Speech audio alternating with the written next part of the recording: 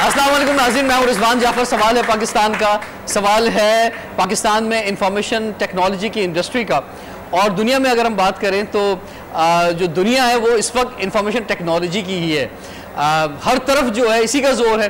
और आज हम नौजवानों को भी देखते हैं कि वो सबसे ज़्यादा इस शोबे में जाना चाहते हैं। पाकिस्तान में इंफॉर्मेशन टेक्नोलॉजी इस वक्त किस जगह पर है, किस मयार पर है और इसका मुस्तकबिल क्या है, ये बहुत ही इंपॉर्टेंट सवाल है जिस पर बहुत कम बात होती है। हालांकि इस पर सबसे ज़्यादा बात होनी चाहिए, मीडिया पर भी इस पर सबसे ज़्यादा डिस्कशंस होनी चाहिए, लेकिन ये डायलॉग इस मौजू पर हम कम ही देखते हैं। इसीलिए आज हम ख़ास तौर पे आए हैं ITCN एशिया में, जो कि कराची एक्सपो सेंटर में साल की एक बड़ी एग्जीबिशन एंड कॉन्फ्रेंस मुनक़िद होती है। और यहाँ पे आने का मकसद यही है कि IT सेक्टर से वाबस्ता पूरे पाकिस्तान में जो लोग हैं उनसे मुलाकात हो और उनके साथ डायलॉग, उनसे बात हो कि पाकिस्तान में कैसे IT इंडस्ट्री आगे बढ़ सकती है और इससे हमारी इंडस्ट्री को फ़ायदा हो सकता है, रोज़गार में इजाफा हो सकता है, हमारा जो ह्यूमन रिसोर्स है उसका बेहतर तौर पर इस्तेमाल हो सकता है।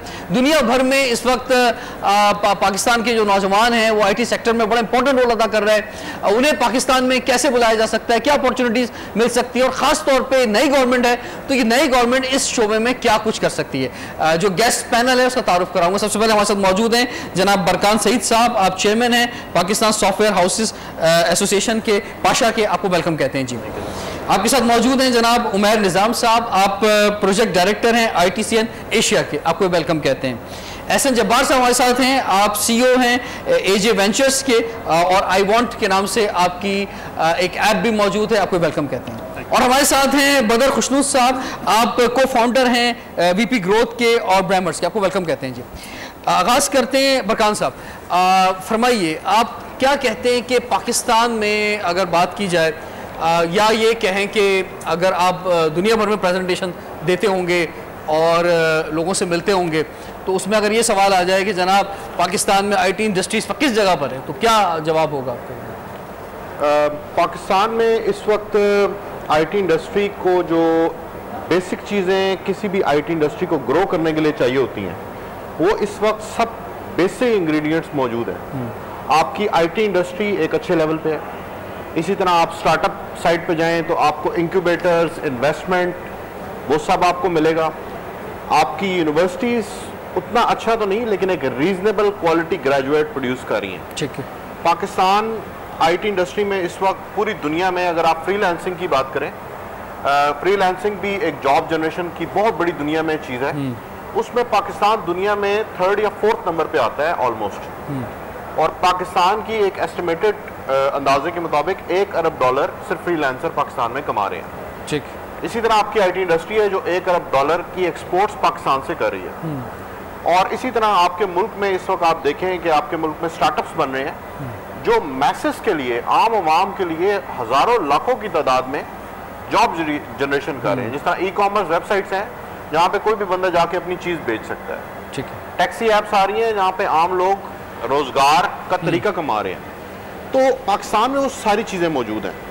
जो चीज़ मिसिंग है वो ये है कि कोई इस इंडस्ट्री का हाथ पकड़े, इसका चैंपियन बने, इसको कहे और कहे कि मैं तुम्हारे साथ हूँ। ठीक है, मैं इसको आगे लेके जाऊंगा। ठीक है जी, ठीक है। इस तरफ हमें आना है कि हम क्या कुछ इसमें आगे बढ़ सकते हैं और क्या कुछ कर सकते हैं। एहसन जब्बार साहब आपकी तरफ मैं आता हूँ। एक तो वो लोग हैं जो इस इंडस्ट्री से वाबस्ता हैं, IT इंडस्ट्री से, या वो इससे अपना रोज़गार उनका वाबस्ता है, प्रोफेशन है उनका। दूसरे वो नौजवान हैं कि जो इस तरफ आना चाहते हैं, बड़ी तादाद में यूनिवर्सिटीज़ में, कॉलेजेस में, छोटे बड़े इदारों में IT सेक्टर में काम कर रहे हैं। तीसरा अवाम है, और इस वक्त इंफॉर्मेशन टेक्नोलॉजी से कोई भी ऐसा शख्स नहीं होगा जो वाबस्ता ना हो किसी न किसी अंदाज से। सही बात। तो इसका मतलब ये हो गया कि हर इंडिविजुअल का ये सब्जेक्ट है। बिल्कुल। तो यही सवाल मेरा आपसे भी है कि हम किस जगह पे खड़े हैं पाकिस्तान में। आपका जो सवाल है इसमें इम्पॉर्टेंट चीज़ ये है कि पाकिस्तान में प्लेटफॉर्म एक जो है वो प्रॉपर एग्जिस्ट नहीं करता है। मैं एग्जांपल देता हूँ स्पेशल इकोनॉमिक जोन का कि IT हब होना चाहिए है पाकिस्तान में। 20 करोड़ की आवाम है। एटलीस्ट मैं कहता हूँ कि हर डिस्ट्रिक्ट में पाकिस्तान के एक गवर्नमेंट को एक स्पेशल इकोनॉमिक जोन बनाना चाहिए IT से रिलेटेड हो, जहाँ पे उस डिस्ट्रिक्ट के लोग जाके तालीम भी हासिल करें। तो उस डिस्ट्रिक्ट के जो स्पेशल इकोनॉमिक जोन होगा IT, उधर एक यूनिवर्सिटी होगी, वहाँ पे जाके वो एजुकेशन एक्वायर करेंगे, उसी के साथ कंपनीज का कैंपस होना चाहिए जहाँ पे कंपनीज जो है वो उन आईटी के ग्रेजुएट्स को जो है वो जॉब्स प्रोवाइड कर सकें, वो कंपनीज जो हैं वो फिर बिजनेस कर सकें पाकिस्तान के अंदर भी और पाकिस्तान के बाहर भी। अनफॉर्चुनेटली मैं कहूँगा कि अगर हम पाकिस्तान बेस्ड कंपनीज देखें ना, तो लेट्स सपोज हम टेक्सटाइल की अगर कंपैरिजन में बात करते हैं कि टेक्सटाइल में अगर आप उठाएं तो आप देखें पिछले 30, 40, 50 सालों में बड़े नाम आपको मिलेंगे, आप बहुत सारे नाम गिनवा सकते हैं टेक्सटाइल्स के अंदर। आप इसी तरीके से एफएमजी सेक्टर को पिक कर लीजिए तो आपको एफएमजी सेक्टर में बहुत सारे बड़े नाम मिलेंगे जो कि पाकिस्तान की इकोनॉमी में कंट्रीब्यूट कर रहे हैं। आईटी में अनफॉर्चुनेटली जब आप बात करने के लिए जाएंगे तो आपको सारी मल्टीनेशनल कंपनीज ऑपरेट करती हुई मिलेंगी। अगर कोई पाकिस्तानी भी है तो मैं ये समझता हूँ कि वो ये प्रेफर करता है कि मैं अपनी कंपनी को जाके अमेरिका में या मिडल ईस्ट दुबई वगैरह में इस्टेब्लिश करूँ, ताकि मेरी कंपनी का नाम जो है ना वो पाकिस्तानी ना बने बल्कि वो अमेरिकन ब्रांड बने या वो यूएई बेस्ड ब्रांड बने। उसकी सबसे बड़ी वजह यह है कि we have not been able to provide a proper platform जिसमें पब्लिक प्राइवेट पार्टनरशिप दोनों चीज़ें होनी चाहिए हैं, और जहाँ पे हम पाकिस्तानी कंपनी को ये ब्रांड वैल्यू दे सकें कि जी ठीक है, अगर आप पाकिस्तान बेस्ड कंपनी भी है ना तो आप पाकिस्तान में भी अपना नाम पैदा कर सकते हैं, बिजनेस कर सकते हैं और दुनिया भर में भी कर सकते हैं। ठीक है, तो ये एनेबलिंग एनवायरनमेंट बनाने की ज़रूरत है हमें। ठीक है बदर साहब, हमने ये देखा है कि जो नौजवान हैं हमारे वो ज़्यादातर सोचते हैं कि यहाँ पे सैलरीज कम हैं आईटी सेक्टर में, वो बाहर जाएं, और इवन दुबई भी चले जाते हैं तो उन्हें एक अच्छा पैकेज मिल जाता है या और कंट्रीज़ की तरफ आगे बढ़ते हैं। फिर जो कंपनीज बनती हैं अगर वो दुबई से भी रजिस्टर्ड हो रही हैं या यूरोप में या अमेरिका में कहीं से हो रही हैं, तो उसके बहुत सारे सॉफ्टवेयर हाउसेज जो हैं वो पाकिस्तान में ओपन है, और वो यहाँ पे शायद ह्यूमन रिसोर्स कम पैसों में मिल जाता है, तो काम बहुत हो रहा है पाकिस्तान के अंदर जो है। लेकिन क्या वो कंट्रीब्यूट कर रहा है पाकिस्तान की इकॉनमी के अंदर इस लिहाज से कि मतलब पाकिस्तान का ब्रांड भी जा रहा है उसके साथ? जी बिल्कुल। ये एक बहुत अच्छा सवाल आपने पूछा, बिकॉज पाकिस्तान की जो आईटी इंडस्ट्री है वो मैं मेजरली तो नहीं कहूँगा बट हम प्रोडक्ट ओरिएंटेड काफ़ी हद तक हैं।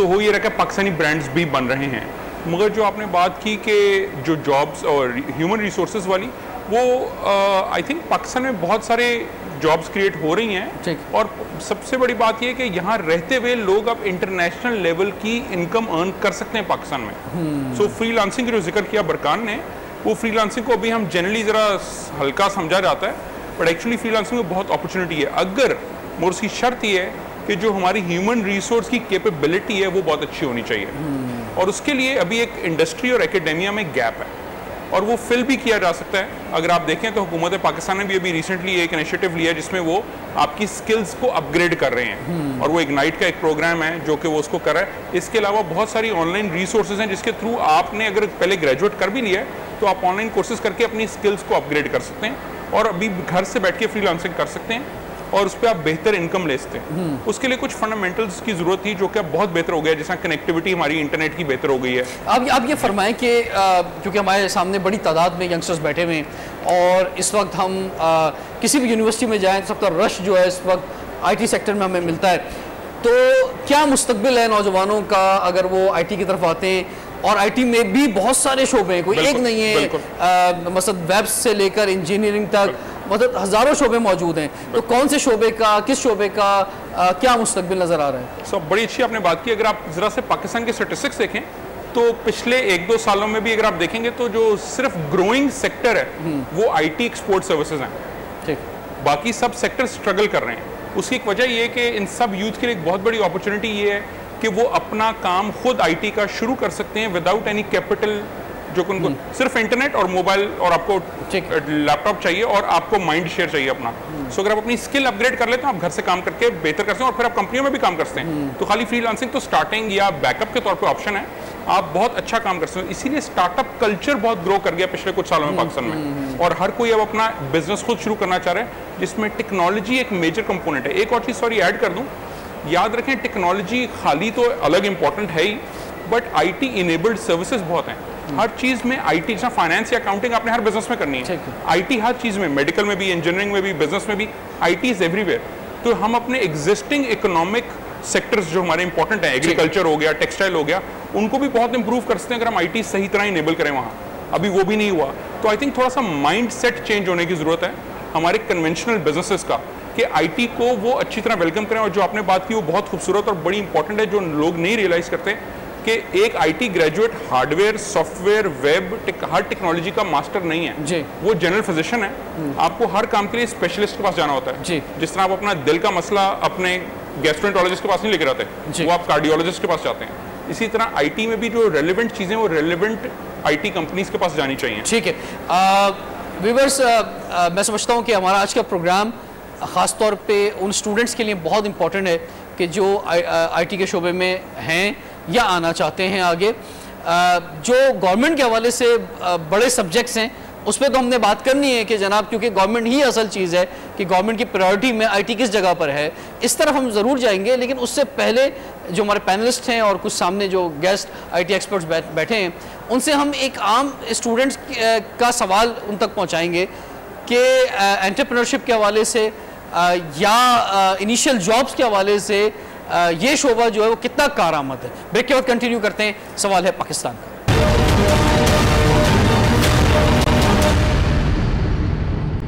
Welcome back. सवाल है पाकिस्तान का, इसीलिए आज सवाल लेकर आए इंफॉर्मेशन टेक्नोलॉजी का। इस वक्त हम मौजूद हैं ITCN एशिया में और इस इवेंट एग्जीबिशन के प्रोजेक्ट डायरेक्टर उमैर निज़ाम साहब हमारे साथ मौजूद हैं। उमैर, ये कैसे ख्याल आया कि एक एग्जीबिशन होनी चाहिए, आईटी सेक्टर के लोग जो हैं वो सब एक जगह जमा हो, डायलॉग भी हो, उनके स्टॉल्स भी हो, वो ख़ुद भी अपनी मार्केटिंग भी करें, ये इंडस्ट्री ग्रो करे। और अभी आप किस पोजीशन पे हैं और क्या आपके ये जो इवेंट्स हैं ये क्या कंट्रीब्यूट कर रहे हैं पाकिस्तान की आईटी इंडस्ट्री में? बिल्कुल, ITCN एशिया 18 ईयर्स से हो रहा है, 18 साल से मुनक्किद हो रहा है एक्सपो सेंटर कराची में। और जो इसकी जो विज़न था डॉक्टर खुर्शीद निज़ाम साहब जो हमारे प्रेसिडेंट हैं, उनका ये था कि जो इंडस्ट्री डिफरेंट हिस्सों में मुल्क के काम कर रही है, डिफरेंट साइलोज़ में काम कर रही है, वो एक प्लेटफॉर्म पे आ जाए। और ITCN एशिया आई थिंक 18 साल बाद इसमें बहुत कामयाब रहा है। और ये जो 18th इवेंट है ITCN का, जिसमें फेडरल मिनिस्टर IT खालिद साहब ने इनाग्रेट किया है, उसमें उन्होंने भी यही देखा कि उनकी जब नज़र में आईटी इंडस्ट्री एक जगह पे मौजूद मिली उनको, तो उन्होंने बोला कि this is the industry that I represent. तो आई थिंक ITCN एशिया के थ्रू जब इंडस्ट्री की प्रोजेक्शन दुनिया में भी होती है और पाकिस्तान में भी होती है, तो उसके अंदर हेल्प हमें मिलती है to get the human resource in. जो अभी ब्रदर साहब ने भी डिस्कस किया कि HR का जो मसला है, इसमें यहाँ पे IBA मौजूद है, यहाँ पे डिफरेंट यूनिवर्सिटीज़ मौजूद हैं जो बेसिकली अपने स्टूडेंट्स को भेजते हैं ताकि वो सीख सकें कि इस वक्त किस IT सेक्टर में क्या चीज़ें रेलिवेंट हैं, क्या शोकेस हो रही हैं। अच्छा, ये फरमाएं, क्या IT मिनिस्टर के लिए ज़रूरी है कि उससे IT की बहुत इन्फॉर्मेशन हो, कंप्यूटर चलाना आता हो?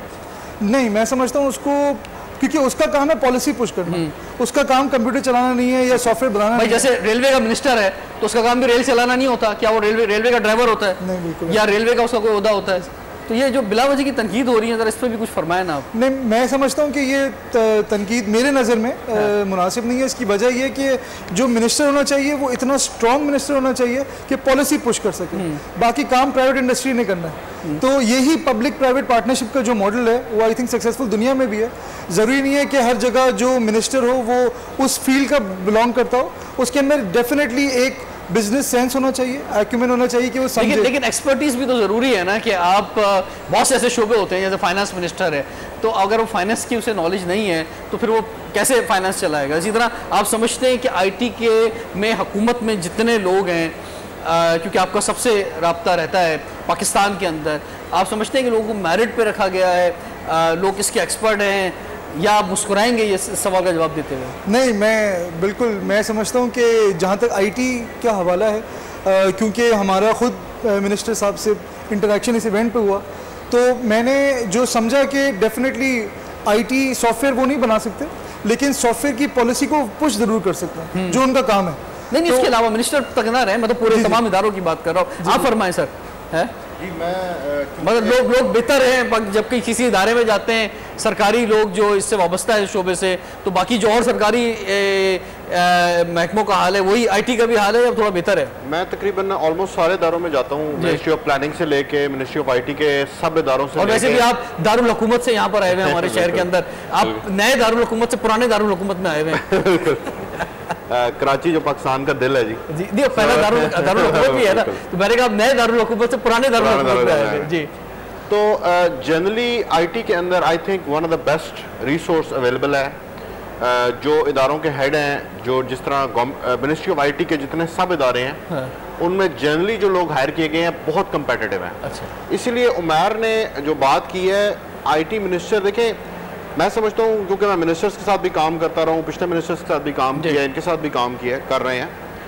मिनिस्टर जो होता है उसकी दो चीज़ें होती हैं, एक उसकी पॉलिसी साइड होती है कि वो डिफरेंट अपनी पार्टी या ओवरऑल पाकिस्तान में किस तरह डिफरेंट इदारों से काम करवा सकता है, ठीक है, वो उसकी पॉलिटिकल पावर है। हाँ। दूसरी उसकी एक्सपर्टीज है। अच्छा, जो पहली चीज़ है ना वो ज़्यादा ज़रूरी है। उसकी वजह यह है कि अगर मैं मिनिस्टर को जाके कहता हूँ कि सर जी ये करना है, ठीक है, वो आगे से मुझे कहता है कि यार मेरी तो कुछ सुनता ही नहीं है, तो that minister is useless too. Ehsan sahab, आपकी तरफ मैं आता हूँ क्योंकि मैं सब्जेक्ट अपने जो है वो जो नौजवानों का सवाल है हमारे सामने बैठे में उस तरफ लाना चाहता हूँ, क्योंकि आपने भी एक ऐप बनाई और ये इस वक्त एक बड़ा बिजनेस है और एक नया बिजनेस भी है। आप क्या समझते हैं कि ये इसी तरह से आईटी सेक्टर में एंटरप्रेन्योरशिप के हवाले से क्या क्या गुंजाइश मौजूद है? बेतहाशा गुंजाइश मौजूद है। हमारी ये जो ऐप है इसके पीछे थॉट प्रोसेस एक्चुअली 2004 से पिछले 14 साल से जो है वो मैं आईटी इंडस्ट्री के साथ जो है वो लिंक्ड अप हूँ। पाकिस्तान में ऑनलाइन बिजनेसेस उस वक्त नहीं थे 2004 में, मैं उस वक्त से जो है वो लिंक्ड अप हूँ जहाँ पे हम कंपनीज को एम्प्लॉयमेंट जो थी लोगों की वो प्रोवाइड करते थे एज ए एचआर कंपनी। उधर से it took me actually 14 years to come up with a product जो कि मैं ये समझता था कि जो कि each and every individual as well as business को टच कर सकती है। हमारी ऐप करती ही यही है जो अभी सब बात हो रही है कि हम इनेबलिंग एनवायरनमेंट क्रिएट कर रहे हैं अपनी प्लेटफॉर्म के थ्रू जहाँ पे बिजनेसेस भी अपने आप को मार्केट कर सकते हैं, लेकिन जो individuals I feel sorry to say कि जब मैं किसी गाड़ी को बुलाता हूँ और उसमें बैठता हूँ और मैं ड्राइवर से पूछता हूँ कि आप क्या करते हैं, तो वो कोई मुझे बोलता है कि जी मैं डॉक्टर हूँ, कोई मुझे बोलता है मैं इंजीनियर हूँ, कोई मुझे बोलता है मैं आईटी का ग्रेजुएट हूँ, और वो गाड़ी चला रहा है एक्स्ट्रा इनकम के लिए बिकॉज उसकी जॉब से उसकी इनकम पूरी नहीं हो रही है, तो वो ड्राइवर बन गया है। And this was one of the things that actually drove मी कि कोई ऐसा प्लेटफॉर्म होना चाहिए जहाँ पे ये जो यूथ बैठी हुई है ये अपनी इंडस्ट्री से रेलेवेंट एक्सपीरियंस में काम कर सके और उसी के थ्रू अर्न कर सके। बरकान साहब, आपसे मैं ये जानना चाहूँगा कि किसी भी शोबे के अंदर जो है वो उसकी कामयाबी का दारोमदार जो है वो इंडस्ट्री पे होता है कि अगर इंडस्ट्री लगेगी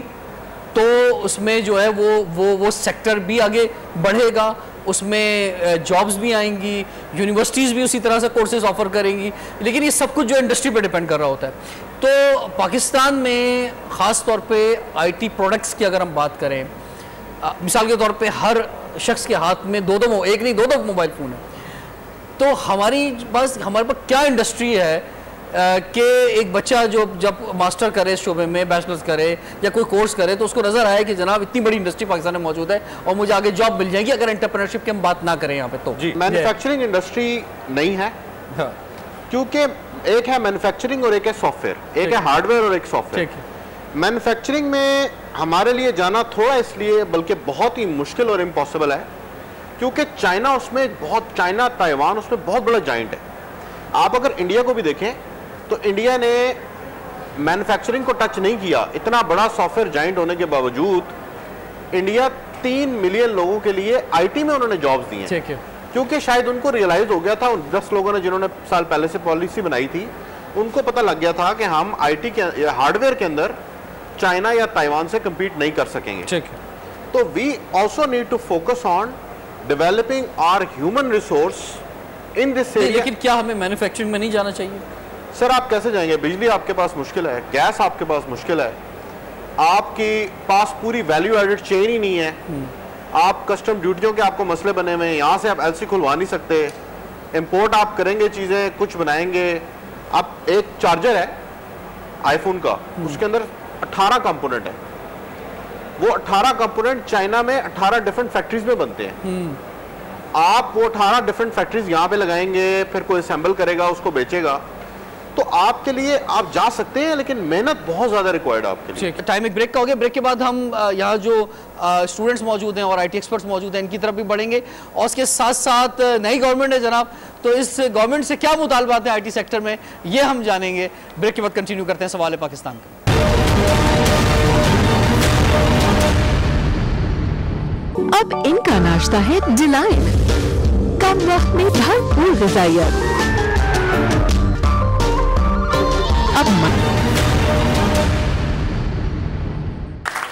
वेलकम बैक। सवाल है पाकिस्तान का, इसलिए आज हम बात कर रहे हैं पाकिस्तान में आईटी इंडस्ट्री इस वक्त किस जगह पर है, और आईटी एक्सपर्ट्स जो हैं हमारे साथ मौजूद हैं पाकिस्तान भर से। इस वक्त हमें ITCN एशिया में, जो कि पाकिस्तान की सबसे बड़ी आईटी सेक्टर की एग्जीबिशन है, कॉन्फ्रेंस है, और हमें बहुत खुशी हो रही है कि इस शोबे में पाकिस्तान में तरक्की हुई है, लेकिन जिस जगह में हमें पहुंचना चाहिए था हम उस जगह में नहीं पहुंचे हैं। शहरियार साहब हमारे साथ मौजूद हैं। सर फरमाएं, आप क्या समझते हैं कि हमें जिस जगह पे होना चाहिए था हम उस जगह पे हैं, उससे आगे निकल गए, या जो है बहुत ज़्यादा अभी ज़रूरत है इस पर काम करने की?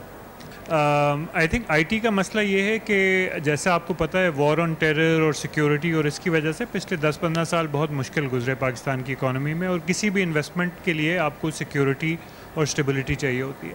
लेकिन जैसे बरकान ने भी मेंशन किया, आईटी एक वाहिद सेक्टर है जिसमें इन्वेस्टमेंट ह्यूमन रिसोर्स में चाहिए, और आपको बिलियंस ऑफ डॉलर्स की फैक्ट्रीज़ या सड़कें या वो चीज़ें बनाने की ज़रूरत नहीं है। तो अगर आप हमारे यूथ को इनेबल करें तो उसका जो आपको रिटर्न मिलेगा वो 50 टाइम्स 100 टाइम्स ज़्यादा है एक ट्रेडिशनल इंडस्ट्री से। नंबर 1। नंबर 2, अगर आप पूरी दुनिया में देखें तो सिर्फ पाकिस्तान में नहीं, पूरी दुनिया में जो इसकी डिमांड है वो उसको सप्लाई से पूरा नहीं हो रही है अभी। वो कोई भी मुल्क ऐसा नहीं है जहाँ इतने लोग सप्लाई हो रहे हैं कि उनकी डिमांड मीट हो। तो ग्लोबली अगले 5 से 10 साल ये डेकेड ही पूरा आईटी का है, और आप जितने ज़्यादा लोग प्रोड्यूस करेंगे वो सारे जो हैं वो कंज्यूम होंगे। और बस नौजवान जो पुरुमीद रहेंगे जनाब, वो दिल खोल के इस शोबे के अंदर आएँ, और उनका मुस्तकबिल ब्राइट है इसके अंदर, पाकिस्तान में भी है और ग्लोबली भी है। बिल्कुल। और ये किसी MBA या टेलीकॉम के एक बूम की तरह नहीं है जो 3 साल 4 साल रहेगा और फिर लोग अनएम्प्लॉयड हो जाएंगे। ये कंटिन्यूसली अगले 5, 10, 15 साल चलता रहेगा। लोग अपनी स्किल्स अपडेट करते रहेंगे, और उनको पाकिस्तान के अंदर भी और बाहर भी। और दूसरा एक चीज़ और भी है कि ये हुनर है बुनियादी तौर पे देखा जाए तो। बिल्कुल। तो हुनर की तो वैसे ही बड़ी कदर होती है कि चाहे आप ये हुनर ले लें या कोई और सा हुनर ले लें, आपके हाथों का काम होता है। बिल्कुल बिल्कुल। तो थैंक यू वेरी मच जी। आपकी तरफ बढ़ते हैं जनाब। अस्सलाम वालेकुम जी, मेरा नाम अशर है, और मेरा सवाल जो है वो ये है कि दुनिया में आईटी की जॉब सबसे ज़्यादा हाईली पेड होती है, लेकिन पाकिस्तान में they are the lowest paid. तो इसके लिए क्या इक़दाम कर रही है गवर्नमेंट और आप सब लोग कि जो है लोगों का इंटरेस्ट बढ़े कि वो आईटी की तरफ आएँ? ठीक है, ये इस तरफ इस पर बात करेंगे जी। मेरा सवाल बदर से है। बदर ने अपनी टॉक के दौरान एक जिक्र किया था कि एकेडमिक्स और इंडस्ट्री का, तो दुनिया में हम ये ऑब्ज़र्व करते हैं कि तालीम जो है वो इंडस्ट्री को ड्राइव कर रही होती है, और अनफॉर्चुनेटली पाकिस्तान में जो है वो वाइस वर्सा सिचुएशन है कि पाकिस्तान में इंडस्ट्री जो है वो तालीम को ड्राइव कर रही होती है। लेकिन क्या हम आईटी के सेक्टर में ऐसा इंशाल्लाह पाकिस्तान में फोर्स ही कर सकते हैं कि इंशाल्लाह आगे चल के जो है वो इंडस्ट्री यानी कि आईटी जो है वो तालीम को भी जो है वो ड्राइव कर रही हो? ठीक है, इसका जवाब भी दें, और उसके साथ साथ वो जो उन्होंने बात की इससे पहले कि जनाब इतनी कम सैलरीज क्यों है पाकिस्तान में? जी बिल्कुल। सो एक्चुअली बड़ा अच्छा पॉइंट है। एक चीज़ बड़ी इंपॉर्टेंट मैं आपको हाईलाइट करना चाहूँगा, जो मैंने आपको पहले भी बात की, माइंडसेट चेंज करने की ज़रूरत है इसमें। वो ये है कि ये जो टेक्नोलॉजीज़ की हम बात करें आज, ब्लॉकचेन की और IoT की और सबकी बातें हो रही हैं, ये सारी टेक्नोलॉजीज़ कुछ सालों में फिर और नई टेक्नोलॉजीज़ आ रही हैं, कुछ देर में फिर चेंज हो जाएंगी। तो जो माइंडसेट चेंज ये करना है कि अनलर्न और रीलर्न करना है। अब जो हमने सीख लिया एक दफ़ा वो फाइनल नहीं है। अभी तक ये होता आया कि मैंने अपनी एक जनरेशन में जो सीखी, जो हुनर सीखा है, जो भी पढ़ाई की वो कर ली, तो अब मैं अगले 50-60 साल के लिए रिटायर होने तक मैं एबल हूँ टू वर्क। अब वो चेंज हो गया। अब आप ऑब्सोलीट हो जाएंगे अगर आप अपने आप को रीट्रेन नहीं करेंगे। ये पाकिस्तान में हमारे यहाँ कॉन्सेप्ट नहीं है रीट्रेनिंग का। हम समझते मैंने MBA कर लिया, अब मैं बस नौकरी और शादी और ठीक है। और फरमाएं कि वो जो बात की तो उन्होंने, ये एक बहुत जरूरी है। लेस जो सैलरीज हैं पाकिस्तान में। पाकिस्तान में लेस सैलरीज में एक बहुत इंपॉर्टेंट फैक्टर जो मैंने देखा जब मैं पहले गूगल और फेसबुक पर एक साथ काम करता, हमारे यहाँ कम्युनिकेशन स्किल्स का गैप है। जिन लोगों को स्किल आती भी है वो अपने आप को बता नहीं, एक्सप्रेस नहीं कर पाते सही तरह। जो भी आप भी बात करें तो वो जो एक्सप्रेशन है वो बहुत ज़रूरी है ताकि मैं सेल कर सकूं। तो मुझे अगर एक चीज़ मेरे पास बनी हुई है, मुझे आती है, तो मुझे उसको बेचना भी है। और वो बेचने के लिए, चाहे मैंने अपने मैनेजर को बेचना है या जॉब सीख करने के लिए बेचना है, तो वो बहुत ज़रूरी है कि मुझे एक्सप्रेशन मेरा अच्छा हो। ठीक है जी जी प्लीज़। आपने कहा कि it is easier right now कि हम चाइना से चीज़ें मंगा सकते हैं बिकॉज यहाँ बहुत मेहनत है, करनी पड़ेगी हमको। सो माई क्वेश्चन इज़ कि हमारा इशू मेहनत का है एज अ पाकिस्तानी नेशनल या रिसोर्सेज का है? हमारे मुल्क में जो भी कोई नई चीज़ बनानी होती है, गवर्नमेंट अपना एक इदारा सेट करती है, उसमें 400-500 बंदा हायर करती है, जिस तरह आपका PITB है, जिस तरह आपका और इदारे हैं, नादरा है, पराल है। तो गवर्नमेंट इंडस्ट्री को पीछे रखती है, वो ये भी कहती है कि ये लोग इस काबिल नहीं है। जबकि इंडिया में अगर आप देखें, वो क्या कहते हैं, अच्छा यार तुम काबिल नहीं हो ये बैंकिंग सॉफ्टवेयर बना सको, तो इंटरनेशनल कंसल्टेंट को गवर्नमेंट हायर करती है, उस कंपनी को देती है, उस कंपनी को इनेबल करती है कि वो इस काबिल हो। उसका रिजल्ट ये है कि दुनिया में जो मेजॉरिटी बैंकिंग सॉफ्टवेयर भी यूज़ हो रहा है आज वो इंडिया का है, और पाकिस्तानी आप कोई कंपनी नहीं देखेंगे जिसने नादरा के लेवल का सॉफ्टवेयर बनाया हो, पराल बनाया हो, बिकॉज हमें पहले ये कह दिया जाता है कि तुम लोग इस काबिल नहीं हो, और उस तरह कोई मेजर इंसेंटिव नहीं दिया गया कि इंडस्ट्री उस लेवल पे चली जाए। अब दूसरी बात आ गई कि कमी क्या है, क्या हमारे पास वो सब चीज़ें हैं जो हमें उस लेवल पे लेके जाएं। उनका पहला सवाल था कि क्या हमारे पास वो सब चीज़ें हैं, तो मेहनत और रिसोर्सेज। हमारा जो लड़का है यंग जो यूनिवर्सिटी से आता है, उस पर अगर यूनिवर्सिटी में राइट मेहनत कर दी जाए, वो आपके एक आम इंडियन ग्रेजुएट से या फिलिपीनी ग्रेजुएट से 5 टाइम्स बेटर हो सकता है, इसमें कोई शक नहीं है। और मेहनत करने में आई डोंट थिंक हमारी आवाम को कोई मसला होता है। So it's not a problem of human resource and hard work. ठीक है जी, आगे हम जी प्लीज। मेरा सवाल ये था पैनल से कि आज एक न्यूज़ है, कतर न्यूज़ में भी है और लोकल हमारे भी है, कि 1 लाख वीज़े दिए जा रहे हैं हमारे यहाँ पाकिस्तान में स्किल्ड लेबर को। तो आप स्टूडेंट को सजेस्ट करें कि वो किस फील्ड में जाएं आईटी में कि उनको वहाँ पर एक पोजीशन मिल सकती है, प्लीज़ जी। मेरा सवाल है फ्रीलांसिंग पे, कि फ्रीलांसिंग अगर कोई भी करना चाहे तो इस प्लेटफॉर्म पे कोई अवेलेबल नहीं है कि उसकी रहनुमाई कर सके। ठीक, मैं अब लास्ट सवाल रखना चाहूँगा अपने पैनलिस्ट से। एहसन साहब, आपकी तरफ पहले बढ़ते हैं, थोड़ा सा जो कुछ क्वेश्चंस हैं इनको भी आप कुछ तायराना इसका जायज़ा ले लें। लेकिन सवाल मेरा यही है, और आप वैसे भी इमरान खान साहब को बहुत अच्छी तरह से जानते हैं, तो आप क्या इस नई गवर्नमेंट को, पाकिस्तान तहरीक इंसाफ को एडवाइस करना चाहेंगे for the betterment of this industry? देखें जी, सबसे इम्पॉर्टेंट चीज़ तो ये होती है हम दूसरों से एक्सपेक्ट कर रहे होते हैं जी। तो मैंने एंटरप्रेन्योर हूँ, एक मोबाइल ऐप लॉन्च करी है पाकिस्तान के अंदर, कराची के अंदर लॉन्च करी है, इसको मुख्तलिफ शहरों में लेके जाएंगे, रीजन के अंदर लेके जाएंगे, पूरी दुनिया के अंदर लेके जाएंगे। वी विल मेक श्योर इंशाल्लाह कि एक पाकिस्तानी ब्रांड भी जो है वो दुनिया में अपनी रिकग्निशन क्रिएट कर सकता है इन टर्म्स ऑफ टेक्नोलॉजी। तो एक तो ये डूअर हमें होने की ज़रूरत है सबको, कि हम दूसरों से उम्मीद रखने के बजाय खुद भी कुछ करना शुरू कर दें। दूसरा, इसमें मैंने एलिमेंट ये क्रिएट करा, अभी स्पेशल इकोनॉमिक जोन की बात हो रही थी, बहुत सारे लोग ये बात कर रहे थे कि इंडिया ने किया है, पाकिस्तान ने ये नहीं किया। तो मैं बोर्ड ऑफ इन्वेस्टमेंट के साथ जो है और पाशा के साथ जो है वो मिलके, अगेन मैं अपनी बात ये करूँगा कि एफर्ट ये कर रहे हैं, आपने कंपनी बनाई, एंटरप्रेन्योर बने, दुनिया भर में उसको लेके जाने का इरादा है, इकोनॉमिक जोन क्रिएट करते हैं। अगर गवर्नमेंट नहीं कर रही है, आपने अभी बात करी कि जी नई गवर्नमेंट आई है, हम पूरी एफर्ट्स करेंगे कि पाकिस्तान की गवर्नमेंट के साथ काम करें कि आईटी जोन्स को जो है वो इस्टेब्लिश किया जाए। हमारे पास लैंड है, हम उसके ऊपर पूरी कोशिश कर रहे हैं कि उसको आईटी स्पेशल इकोनॉमिक जोन में डिक्लेयर करें, करवाएं।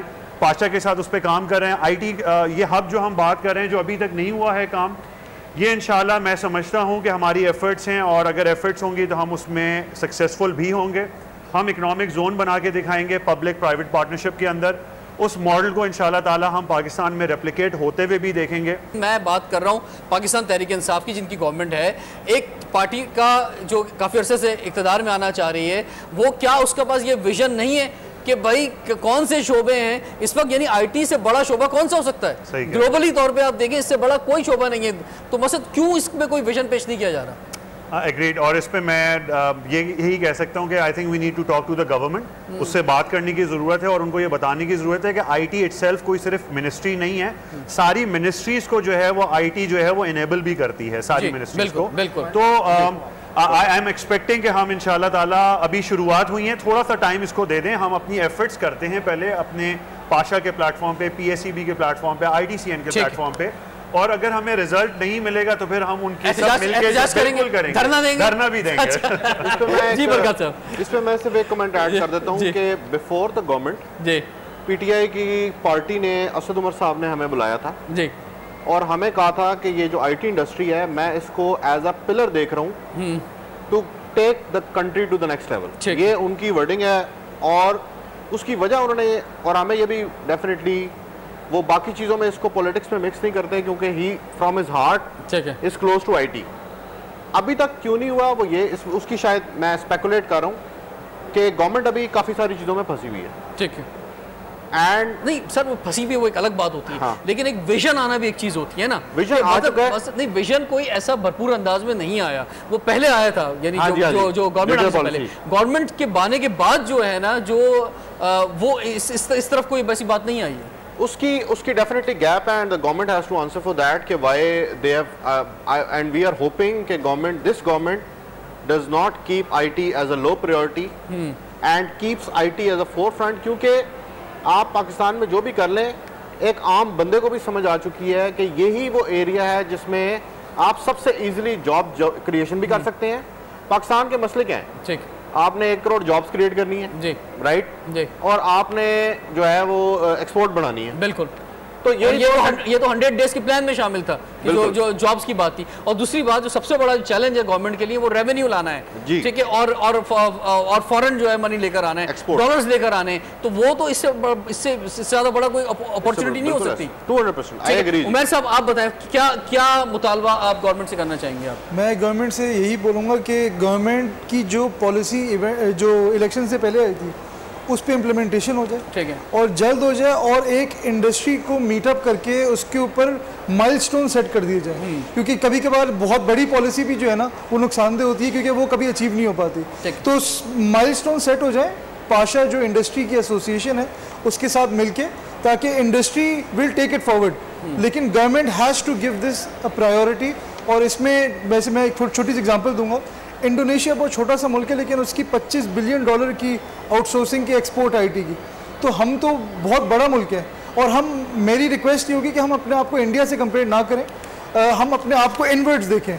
हमारे पास इतनी पोटेंशियल है, और उसको वाकई उसको फुल तरीके से उसको अगर हम डेवलप कर लें थ्रू गवर्नमेंट सपोर्ट, तो नथिंग लाइक इट। ठीक है, बदर साहब आपकी तरफ मैं बढ़ता हूँ। पोटेंशियल मौजूद है, हमारे नौजवानों में पोटेंशियल मौजूद है, और हम खुद भी जब दुनिया में जाते हैं, अमेरिका में, ख़ासतौर पे यूरोप में, मेरा खुद भी जब विज़िट हुआ बहुत से इदारों के अंदर, इवन दुबई के अंदर, और जब मुझे वहाँ पे कोई पाकिस्तानी मिलता है तो, और वो अपने बताता है कि जब जनाब मैं इस जगह पर मौजूद हूँ, या हॉलीवुड इंडस्ट्री के अंदर हमने देखा, तो हमें खुशी होती है कि चले यार हमारे यंगस्टर्स जो हैं वहाँ पर काम कर रहे हैं। तो आप क्या समझते हैं कि ये अभी तादाद बड़ी कम है, ये जो है जितनी आबादी है और जिस तरह से बेरोज़गारी पाकिस्तान में मौजूद है, इसके अलावा कैरियर गाइडेंस का बड़ा फुकदान है, तो आपका, मैं लास्ट में, क्योंकि बातें हमने बहुत सारी कर ली हैं, मेरा फोकस अभी गवर्नमेंट को एडवाइस का है। हमें अपनी सिमिलर इकोनॉमीज़ के साथ कंपैरिजन करना है, नेबर्स के साथ ज़रूरी नहीं है।